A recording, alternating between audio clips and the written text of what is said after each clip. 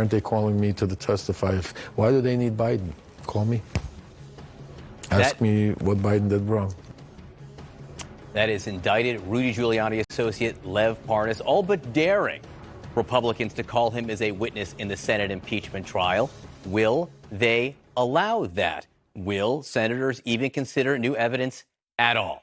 Joining me now is CNN senior political commentator and former Republican Senator Rick Santorum, who has sat through an impeachment trial. Senator, I will quote from Rick Santorum on December 26, 2019, who said, "I think you have to be open to having witnesses called to fill in where senators may feel they need more information." Now that we have heard from Lev Parnas, now that we have seen this new evidence, which includes documents, letters from Rudy Giuliani, how does that increase the pressure on senators who are considering whether to hear new evidence? Yeah, I think you have to look at the framework that most Republicans, maybe all Republicans, look at this impeachment, and you'll have to compare it even to Clinton. When I said that, I actually was open to witnesses, and I think there are senators who will be open to witnesses too. But the witnesses are going to be about the record that came from the House. It's not going to be, for example, as you know, with the Clinton investigation, there were a whole bunch of other things that were investigated by Bill Clinton that many members of the Senate were still convinced that Clinton had done wrong.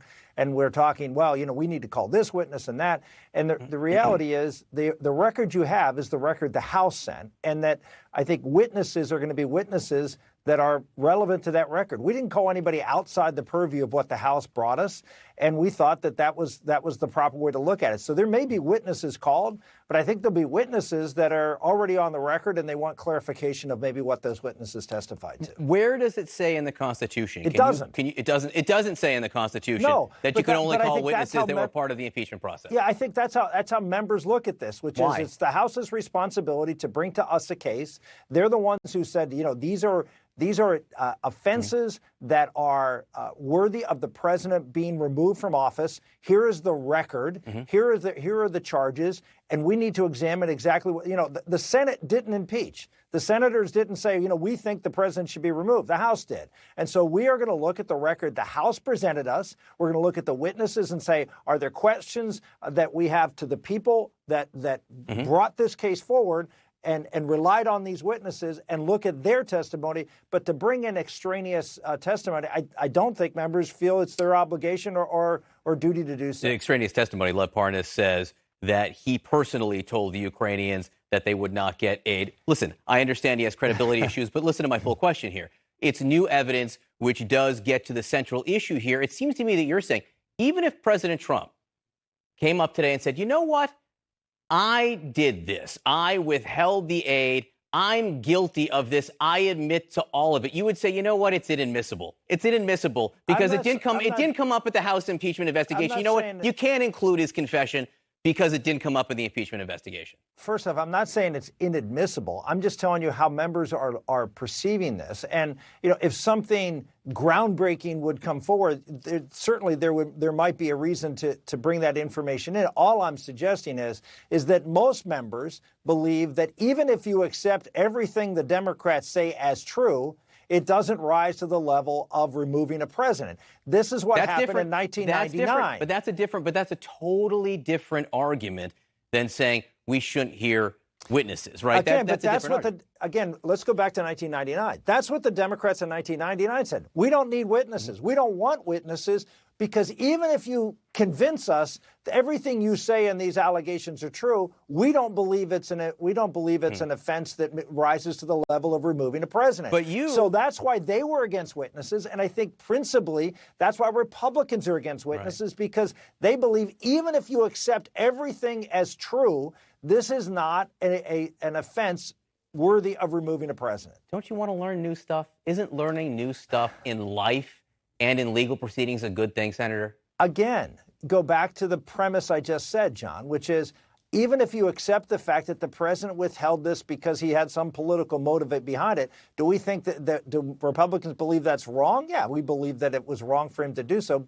But you don't remove a president for that. You have other other ways of dealing with this issue other than removal. All right. Again, that's not what I was asking. I was asking about hearing witnesses here. And I know you said you think it's wrong. I'm not convinced that every Republican in the Senate thinks what the president did was wrong. But that's a different witnesses issue. To what effect? To the effect of proving what the House said is the case.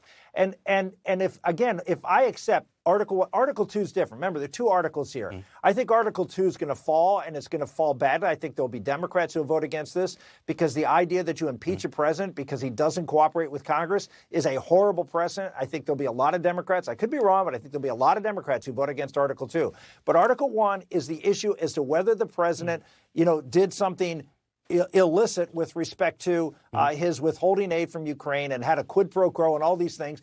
And even if here's my point, you don't need more witnesses if you believe that even if those witnesses substantiated that it's still not an offense to remove the president. And that's why more witnesses really are irrelevant, I think, to most members. Unless they come up with new information. I will note, Senator, that when I asked you this question about witnesses, you're shaking your head at me, but you didn't call me names, right?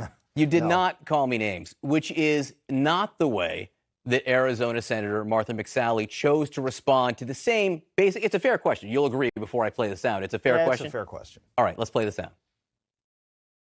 Senator McSally, should the Senate consider new evidence as part of the impeachment trial? You're a liberal. You're not going to comment, Senator, about this? So how should she have responded to that question? She shouldn't have responded that way, and I think she realizes she shouldn't have responded that way, although I understand she's fundraising and doing things.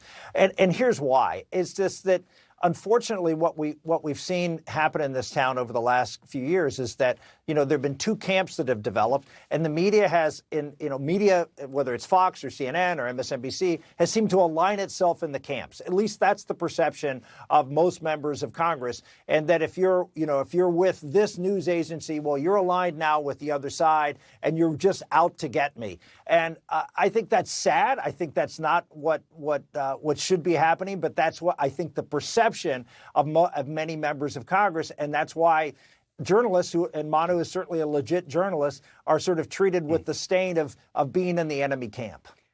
You said she thinks what she did was wrong, or she knows it. She hasn't apologized. Should she apologize? No, look, just because, I've been in many situations where I've said things that I wish I hadn't said, but sometimes you just got to own it and try to make the best of it, even though you may have said something that I probably shouldn't have said that. But you know what? It's either own it or pay the price for the bad decision you made. Do you think she should apologize? I think it would probably be a good idea to have a conversation with Manu and have that. I think what people are not recognizing is a difference between Manu himself and CNN overall, and I think she sort of sees CNN as in the enemy camp. And Manu is just sort of collateral damage. Well, she's wrong on both fronts in this case. I'm just saying. I'm just going to tell you what the perception is. I understand, Senator. I appreciate you being with us, and I appreciate you answering all the questions. All the time. That I asked you. Thanks. All right. Without any name calling, it is possible. Yeah.